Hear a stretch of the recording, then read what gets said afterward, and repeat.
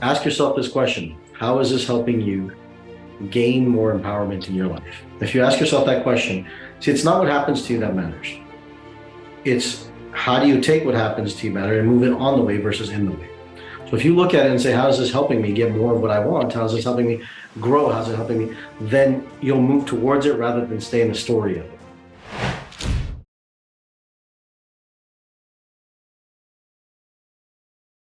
For those that don't know me, I'm Dr. Alok Trivedi, aka Dr. Rewire, aka the man, the myth, not the legend, because I'm not there yet. But it's good to be with you guys today, and I'm excited to be with you guys today because we're going to share some insights on one of my favorite subjects that's all your brains up and you don't even realize it. Most people don't realize that they're doing this. And for those of you who are new to my call, I occasionally swear because I'm going to get under your skin.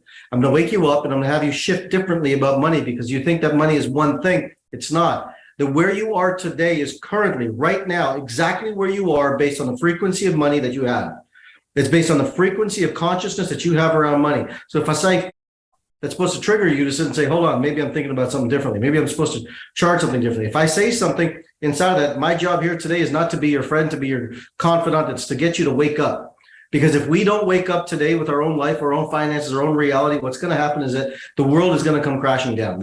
And I don't mean to speak of, scary things and that, but look, if you don't take responsibility of your finances and the way that you think, the way that you act, the way that you live inside that, nobody's coming to save you. We know that. Nobody's coming to do it. So I hope today that you realize that income is directly proportionate to the amount of preparation you've created in your consciousness to get there. So I'll say it again, and if you're not taking notes, you may want to, because this is kind of how this thing works, is that your income is directly proportionate to the preparation in the consciousness that you've created. Your preparation is going to determine your entire income state. And how you prepare your mind, how you prepare what you think about is going to determine what you're going to do with your life. So every week we get on these calls based on my book, Wired for Wealth. I hope that you've gotten it. If you haven't, you can go to wiredforwealthbook.com and get it. And I'm happy to sit and say that you can actually get it on audio now as well. If you're interested in listening to it, the audiobook came out, so you can get it on Audible. You're welcome to listen to it audio as well. But your consciousness is going to determine your income. Most of us don't realize how we are even setting our consciousness up for failure more than we are success. You've set yourself these failure mechanisms called expectations. Yep, I said it. You heard me say it right. Your goals are your failure mechanisms called expectations. Chapter number 11. That's what we're talking about because we talk about a different chapter every single week.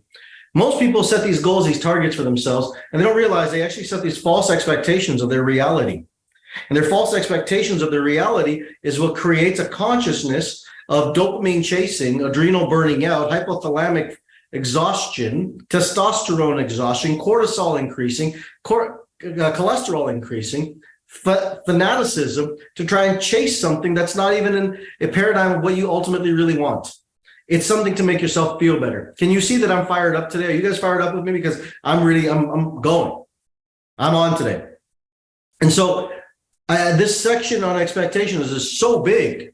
It's so big that I want you to sit here and say, okay, what are my expectations? If you don't prepare with a state of grace and a state of plan, a state of balance towards your income life, then what you're doing is you're setting yourself up to chase income rather than create life. Have you ever felt like when you go back home and the people you talk to, their thinking is like this, that's so small, and you're like, out here in the world is so much bigger, and you're like, come on, let's think bigger, let's think bigger, and they just can't get it, right, Catherine? You're like, you want to smack them and beat them and say, wake up, but they don't get it, and you're just like, oh my God, I feel so constricted in being around people. And that's what it was like for me. Honestly, it was like that for me because it was so challenging to be in an environment where you want to play big, you want to think big, but you're living in complete survival. And most of the people there were living in survival that I knew, that I was around at least. They were living in complete survival. Great human beings, amazing human beings, salt of the earth, loving human beings. That didn't mean that they weren't in survival. So I'm going to ask you a question. I'm going to pose a question to you. Are you living in survival?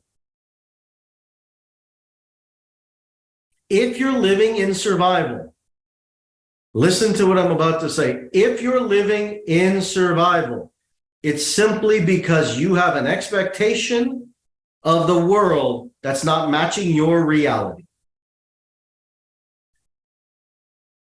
If you're living in survival, it's because you have an expectation on the world that's not matching your reality. And your expectation around this, telling the world that it should be a different way. It's supposed to be a different way because maybe you think that it should be a different way. Maybe because you think that you're anointed to be a different way. Maybe you think that God or the universe supposed to give you something different. You get exactly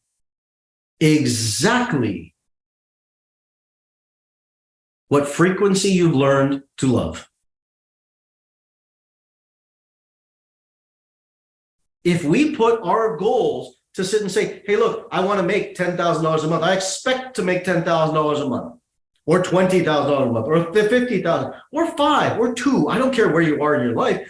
The principle stays the same. But if you sit and say, I expect to do that, what do you think the universe is going to turn around and say? What do you think that relationship says? I'm not giving you what you want because your expectation is based in pride. Your expectation is completely based in pride rather than a state of love and humility. Right? I know what the personal development gurus have said before. Put your expectations and pronounce them to the world. You've heard that before? Right? All you got to do is set your expectations and go after your expectations. That is the stupidest thing you will do because in your expectation, that's your goal. And you're going to go hustle and you're going to work and you're going to grind and you're going to get to 8,000. And you're going to feel like a failure at 8,000 because you didn't get to 10,000. How many people understand that? How many people have done that in your business? Please put up your hand. But please understand something that's so valuable to get. You just made, if your average was 6,000, you made $2,000 more inside that. But you weren't grateful for the $2,000 more that you got. What you got was, you know what? You didn't hit the 10,000. And I promise you, the next month, you didn't say, I'll do it next month. You felt so much guilt and shame in your psychology and you were angry at yourself because of that. Most people are setting expectations, goals that are targets that are outside of their value structures. They're not within their value structure. They're not within their core system. They sit and want to chase money, but they don't value money, right? They don't value income. They don't value money. They don't value what it is. What they value is the fantasy that they think money is going to give them. Please understand, it's not the money that you think you want, because if you wanted money, every one of you would have money right now. And you probably do. Maybe some of you do. I'm not saying you don't, but you would have more than what you want, right? But, and a big but is that what you value is the things that the resources of money gives you. So here's my challenge. Here's my question that I want to sit and propose back to you is that I don't want you to think about that you have the right to wealth. I don't. Because that's a delusion, that's an expectation. And I know people have said that to you through the seminar world, is that you have the right, you have the right to be rich. You have the right. No, you don't. You make money because you can. Simply that choice. You think about solutions and problems for humanity because you can.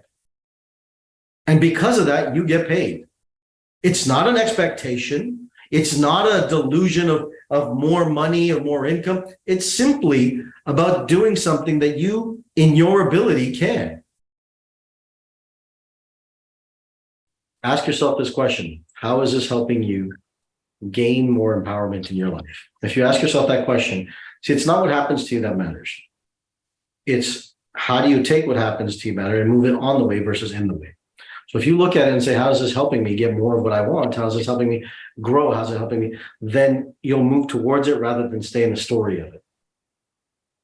And it's not simple. I'm not saying it's simple by any means, but I am saying that it is the path to moving through that, or else time does it. But this is a hack to cut time down.